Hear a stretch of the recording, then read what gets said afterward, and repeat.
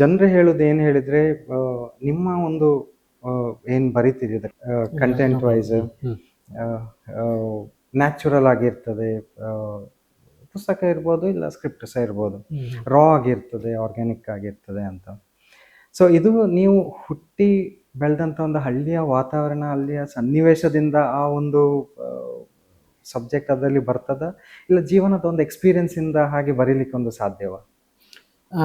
ಪ್ರತಿಯೊಬ್ಬ ಯಾರೇ ಕಲಾವಿದ ಆಗಿರ್ಬೋದು ಅಥವಾ ನಿರ್ದೇಶಕ ಆಗಿರ್ಬೋದು, ವಿಶೇಷವಾಗಿ ಬರಹಗಾರರು, ನೀವು ಯಾರೇ ಬರಹಗಾರರು ತಗೊಂಡ್ರು ಕೂಡ, ಈಗ ಕುವೆಂಪು ಅವರಿಗೆ ಅವರ ಮಲೆನಾಡಿನ ಒಂದು ಪ್ರದೇಶ ತುಂಬಾ ಇದಾಗಿರುತ್ತೆ, ಇನ್ಫ್ಲುಯೆನ್ಸ್ ಆಗಿರ್ತದೆ. ಬೇಂದ್ರೆ ಅವರಿಗೆ ಅವ್ರ ಬಯಲಸೀಮೆ ಇದಾಗಿರುತ್ತೆ, ಇನ್ಫ್ಲುಯೆನ್ಸ್ ಆಗಿರುತ್ತೆ. ನಮ್ಮ ಶಿವರಾಮ್ ಕಾರಂತರಿಗೆ ನಮ್ಮ ಕರಾವಳಿ ಭಾಗ ಇನ್ಫ್ಲುಯೆನ್ಸ್, ಅದು ಯಾವಾಗಲೂ ಇದ್ದೇ ಇರುತ್ತೆ. ಅದು ನೀವು ಯಾರದೇ ಲೇಖಕರದ್ದು ಇದು ತಗೊಂಡ್ರು ಕೂಡ ಅವರ ಬರವಣಿಗೆಯಲ್ಲಿ ಅವರ ಹಳ್ಳಿಯ ಒಂದು ಸೊಗಡು, ಪಾತ್ರಗಳಾಗಿರಬಹುದು ಅಥವಾ ಬರೆಯುವಂತ ಅವರು ಬಳಸುವಂತ ರೂಪಕಗಳಾಗಿರಬಹುದು, ಅವ್ರ ಹಳ್ಳಿ ಇದ್ದೇ ಇರುತ್ತೆ. ಸೊ ನೀವು ಎಲ್ಲಿ ಬೆಳಿತೀರಾ, ಒಬ್ಬ ಹಳ್ಳಿಯಲ್ಲಿ ಬೆಳೆದವನು ಯಾವಾಗ್ಲೂ ಹಳ್ಳಿಯಲ್ಲೇ ಇರೋನು, ಅವ್ನು ಸಿಟಿಯ ಕಥೆಗಳನ್ನ ಎಷ್ಟು ಚೆನ್ನಾಗಿ ಬರೆಯೋಕೆ ಆಗುತ್ತೆ, ಎಷ್ಟು ಸಾಧ್ಯ ಅನ್ನೋದು ಒಂದು ಪ್ರಶ್ನೆ.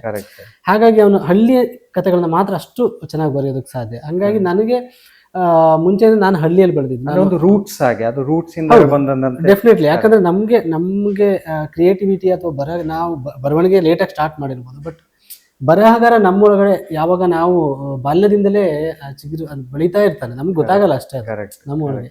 ಈಗಲೂ ನಾನು ಬರೆಯೋದಕ್ಕೆ ಅಂತ ಕೂತ್ಕೊಂಡ್ರೆ, ಯಾವ್ದೊಂದು ಹಳ್ಳಿ ಹಾಡು ಬರೆಯೋದಕ್ಕಂತ ಕೂತ್ಕೊಂಡ್ರೆ ನನ್ನ ಹಳ್ಳಿ ನೆನಪಾಗುತ್ತೆ ನನಗೆ.